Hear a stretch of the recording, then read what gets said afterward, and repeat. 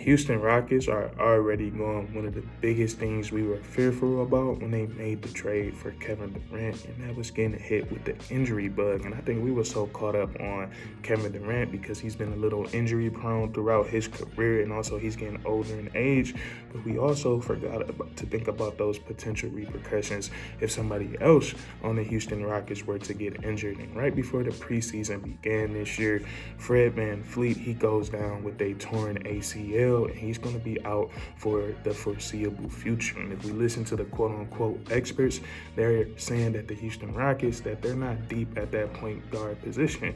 So now we're looking at the situation where the Houston Rockets, they could be, having a void in that playmaking spot, having a void in that floor general spot. And so far, when being asked about how the Houston Rockets plan to fix this, Coach Ime Udoka, he said they're going to take it by, fixing it as a committee. It's not going to be one guy that's going to step up, but he said everybody on the team is going to have to step up. And I actually like that answer because I think the Houston Rockets, they have that type of team. They have a lot of guys on the basketball team that have high basketball IQs, that know how to make the extra pass and just know how to play the game. So I like that answer. But if you actually look further into this roster, there's a couple of guys that can step up into that role that Fred VanVleet plays for the Houston Rockets, that point guard, that floor general, that table setter. They have a couple guys. Reed Shepard, of course, the number 3 overall pick in last year's NBA draft, who's another point guard on this team. This is going to be a big-time opportunity for him. We're definitely going to see him get some reps. Amin Thompson as well. A lot of ball handling in his NBA career. One of those guys I talked about with a high basketball mind. But one player that I really haven't been hearing enough about is Alperen Sengun, even from the quote-unquote experts. They're talking about Reed Shepard and they're talking about Amin Thompson, and that's fair. But I think it's also smart to bring up Alperen Sengun because he has an insanely high basketball IQ. He processes the game at a high level, and he's already shown us that he has the potential to be an elite playmaker at the position he plays, and not just a big man that can pass, but an actual point center, a player that you can run your offense through.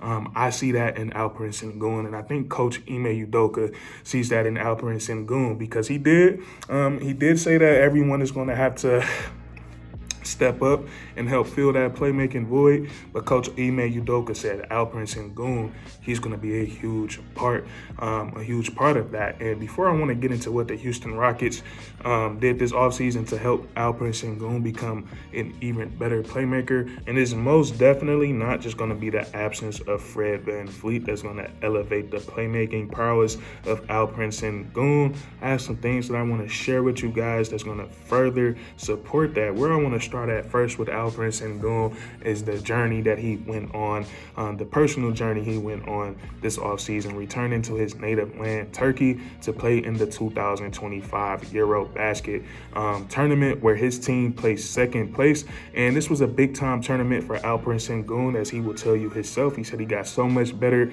in this tournament and he gained so much more experience. And for his native land, Turkey, he did take on that main playmaker role. And in this tournament, Alperen Sengun, he averaged 6.6 assists per game, and that was good enough to have him fourth placed in the entire tournament. So a big time playmaking numbers from Alperen Sengun, and it was the nature in where he did it. A high stakes tournament. We know when in those global competitions, guys play a little bit different when when native land pride is on the line. So he's getting double team, triple team, a lot of stress, and he's having to process and be that main playmaker on that stage for his teammates, and he did a good job at it. So I think that's one thing that a lot of people overlooked this offseason, that Alperen Sengun, he was playing very high.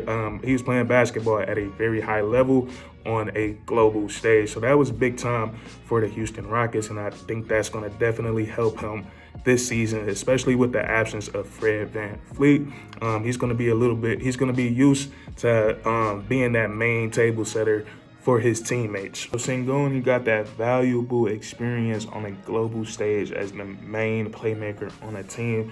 And then also Alperen Sengun, he plays for a really goddamn basketball team. And when you have good players on your team and you're a guy that understands the game of basketball and you love to pass, you could potentially easily average a bunch of assists. And the Houston Rockets, they did something ballsy this offseason, and they went out and they got a trade for Kevin Durant. They looked at our roster, they said we're good enough if we get one guy that can elevate our offense, be our offensive ecosystem, we could get to the championship. So they went out there and they got Kevin Durant. And the more and more I think about the two skill sets of these two players, Alperen Sengun and Kevin Durant, I think this is going to help out the young Alperen Sengun so much. And that's what I really wanted to focus on first, with the playmaking ability of Alperen Sengun and the addition of Kevin Durant to the Houston Rockets. This is going to open this offense up so much. But looking at Alperen Sengun, what makes him so special as a playmaker is there's multiple spots to where he can initiate the offense and to where the whole team can run so many actions with the basketball in his hands, and you can trust him to make the correct decision. And one of those areas on the basketball court is the high post, or at the top of the key, where the Houston Rockets, now with the personnel that they're going to have out there, with the cutters and the floor spacing that Kevin Durant provides, the attention that Kevin Durant provides, the cutting is going to be so much more efficient. I think Jabari Smith Jr. and Kevin Durant is going to see a lot more threes. So having Alperen Sengun at the top of that key, he's going to have a lot more spacing to operate, to where, he can face up and knock down the mid-range shot. If nobody's helping, he can back down that guy that is guarding him. And then if he get too deep into the paint, we're definitely going to see the defense start to help. And then that's where we're going to see that playmaking prowess. And then that's where we're going to see guys like Amen Thompson cutting off of that, Jabari Smith Jr., Kevin Durant spotting up off of that. And then that right there is just like some very simple basketball, but you have to have guys that are willing to make the pass, guys who can process the game. And, the Houston Rockets have one of those guys in Alperen Sengun. So having them in that high post, in that top of the key area, it's going to be pivotal. And also they can get into dribble handoff actions right there, one of the most popular actions in the NBA today. So many teams are running that dribble handoff at the top of the key. And Alperen Sengun, not only is he a great passer, but he's a great screen setter as well. And now he has Kevin Durant, a guy who can come off that dribble handoff, literally just needs one dribble coming off that screen to a pull-up, and that's an easy bucket. And who does Alperen Sengun have guarding him 99% of the time? Another big. So the big is not going to want to have to hedge up off that screen off KD. They're going to want to back up into the rim. So that's how he's going to be effective at the top of the key. And in that high post. And then also the best part of his game is what he can do on that low block. He's an outstanding playmaker, draws a lot of double teams, a lot of triple teams whenever he is operating on the post, because he has such good balance. He's so nimble, so much good footwork, and then he's just strong. So he's elite in the post. And when you're elite in the post, I don't know why my voice just raised like that right there, excuse me, but when you're elite in the post, teams have no choice but to send help, because you're dominating at an area that's so close to the rim. And when you're operating in that post and you beat your man, you're already at the rim. So teams are going to have no choice but try to double team you before you can get into your sets. And now, like I said, the Houston Rockets, they have such a good damn team.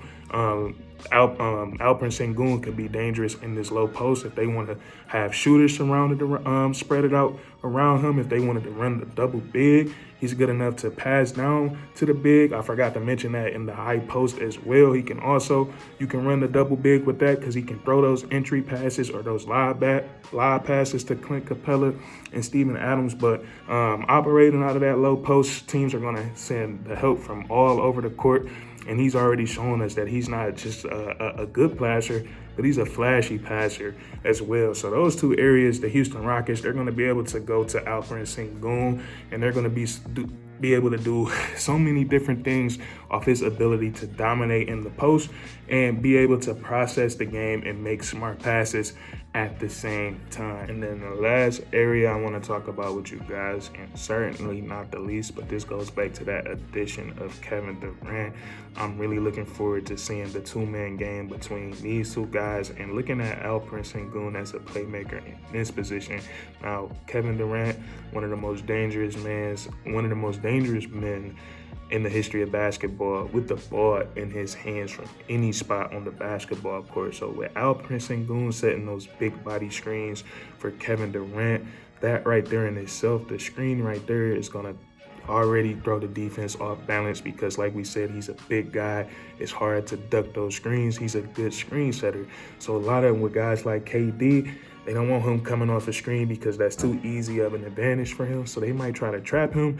And what we see a lot in the NBA, because, you know, the big men are becoming more skilled, before that trap comes, they just throw it to that big man and they get it in that and they get it in what they call the short roll.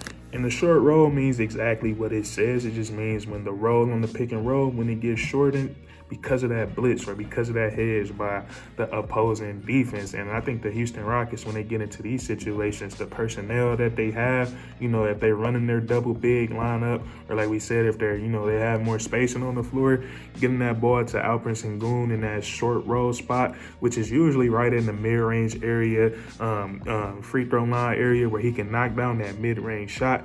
He can also knock down the floater. He can also get to his post game. He can hold the ball, see what the defense is doing. He can also, you know, make a quick decision.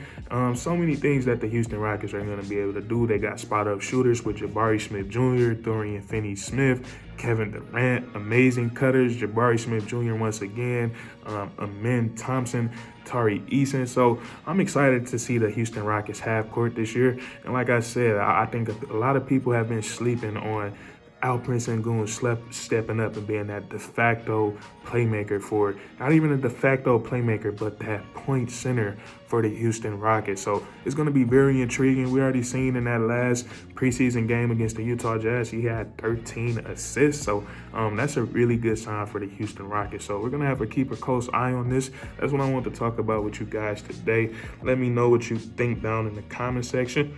If you enjoyed, please leave a like and then subscribe. Subscribe for more weekly content. We do this all the time, man. And that's curtains.